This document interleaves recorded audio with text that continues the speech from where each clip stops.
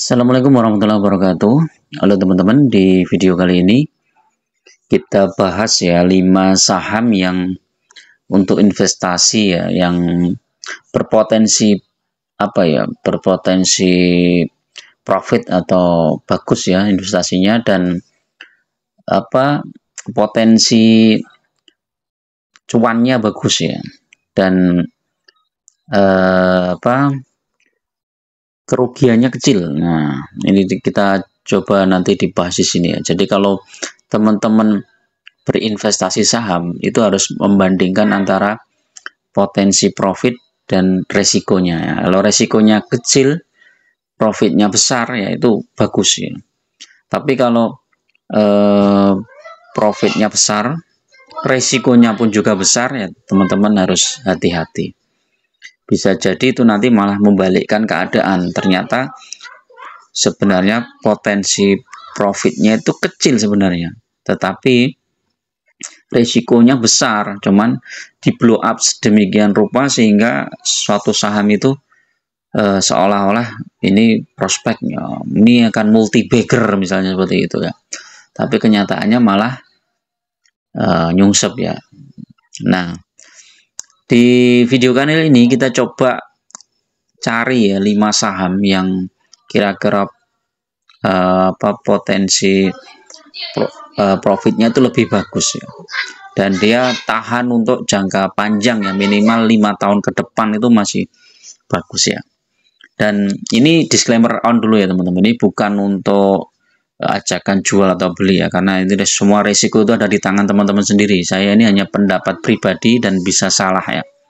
Itu teman-teman silahkan nanti bandingkan dengan pendapat-pendapat yang lain ya. Jadi ini murni pendapat pribadi saya ya. Kalau teman-teman mencari ya 5 saham yang bagus ya, itu ada beberapa pilihan ya. Ya. Nah, pilihan yang paling utama itu adalah saham-saham perbankan ya. Jelas ini saham perbankan ya nggak bisa kita lewatkan ya, karena memang saham perbankan itu terbukti tangguh dalam segala kondisi ya, bahkan saat krisis ekonomi kemarin ya, COVID itu tahun 2020, saham perbankan juga nyungsep, tetapi nggak sampai 1 tahun sudah balik ya. Ini ya tahun 2020 nih, ini contoh aja BCA nih, dari harga sekitar 6.500 turun sampai 4.400 ya. Mungkin ini ada yang berharap BCA balik lagi ke 2.000 ya mungkin. Tapi ternyata enggak. Di 4.400 sudah diborong ya. Dan sekarang sudah naik di 9.800. Bahkan di tahun 2021 ya, dalam waktu 1 tahun saja dia sudah lebih tinggi dari sebelumnya. Jadi ini ya. Jadi saham perbankan jelas pilihan saya. Kemudian ini BRI juga nih. Ini ya, ini juga turun 2020, turun jauh. Kemudian mantul 2021 dan sekarang lanjut terus. Ini coba BMRI. Ini aja sudah 4 teman-teman. Nah, Bank Mandiri juga, tapi ini mantulnya agak lama nih Bank Mandiri ini. 2022 baru tembus ya. Jadi 2020 turun di 1.800, 2021 cuman mentok di 3.600 terus turun lagi. 2022 pertengahan ya baru naik melejit ya, sampai sekarang melejit. Nah, ini bisa jadi pilihan teman-teman ya. Big Bang pilihan saya nih teman-teman. Nah, BNI ya kan turunnya dalam banget dan pulihnya di tahun 2024 baru pulih. Ini agak lama ini BNI ini. Tapi dalam jangka panjang ini lumayan juga nih BNI ini. Karena dividennya juga cukup besar ya. Ini sudah 5 teman-teman. Ya sudah 4 ya. Jadi BCA, BNI, BRI dan Mandiri. Nah, berikutnya yang saya suka ini teman-teman. Bank semua ini teman-teman ya. Akhirnya ini BNGA. BNGA ini saya masukkan karena memang dari sisi profit juga stabil dan harga sahamnya juga naik terus ya. Jadi ini saham-saham seperti ini udah teman-teman tutup mata saja ya. Tinggal terus tambah aja, tambah muatan ya. Cuman memang saat krisis dia terkoreksinya cukup dalam kadang ya, kayak Bank Niaga ini kan koreksinya cukup dalam nih sampai 500 jangan. Dari harga 1.300-an sampai 500. Setelah itu 2020 pulihnya itu lama teman-teman. 2023 itu baru sama. Baru sekarang tuh baru naik tinggi. Nah, ini kan jadi 5 saham yang bisa teman-teman hold ya. Jadi nanti teman-teman tinggal tinggal fokus saja di jumlah lot sahamnya yang perlu teman-teman koleksi, dan teman-teman perlu juga menetapkan kapan waktu yang tepat untuk masuk ke suatu sahamnya. Jadi misalnya kayak BCA, apakah sekarang saat yang tepat ya? Nah, ini teman-teman perlu pertimbangkan ya. Kalau kita lihat data 1 tahun ini, bulan-bulan ini memang sedang naik ya.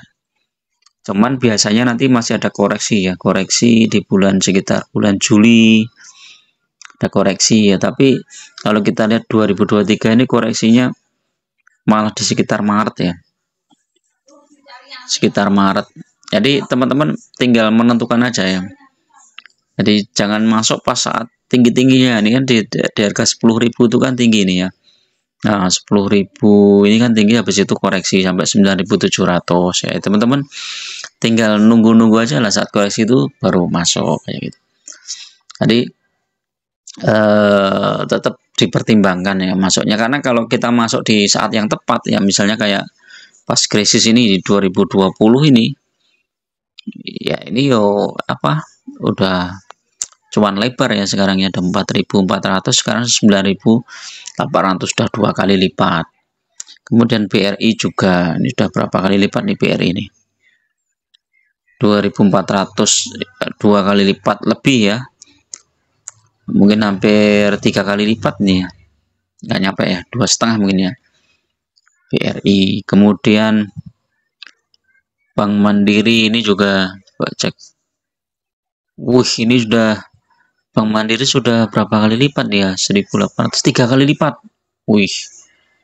Mantap ini Bank Mandiri ini kalau teman-teman masuk di saat krisis ya. Jadi usahakan teman-teman punya dana cadangan ya. Jadi seperti apa yang disampaikan oleh legenda saham ya, Warren Buffett ya, bahwa kita harus selalu punya cadangan, di mana di saat krisis kita perlu dana segar untuk membeli sebuah saham yang kita incar. Jadi itu ya. Terus kenapa saham batubara nggak saya masukkan ya? Saham batubara itu karena memang tren kedepannya kan kita belum tahu ya, harga batubara seperti apa ya. Beda dengan saham-saham sektor perbankan ya. Nah, saham batubara itu kan naik turun seperti ini ya, kayak Adaro ini naik turun, kemudian TMG juga masih naik turun ya. Tapi kalau untuk jangka pendek ini nggak masalah ya, karena memang ini dividennya cukup besar. Tapi ini nggak saya masukkan ya teman-teman, karena cuman 5 ya batasannya. Kalau 10 mungkin ya banyak saham yang dimasukkan. Oke, itu dulu teman-teman untuk review sore ini, mudah-mudahan bermanfaat. Tetap gunakan data dan fakta dalam berinvestasi. Jangan hanya mengikuti isu, rumor ataupun perasaan saja ya, tapi tetap pakai data dan fakta. Pelajari benar saham yang ada dan fundamentalnya bagaimana. Kemudian secara teknikal, kalau teman-teman mau masuk di harga berapa itu harus tahu ya.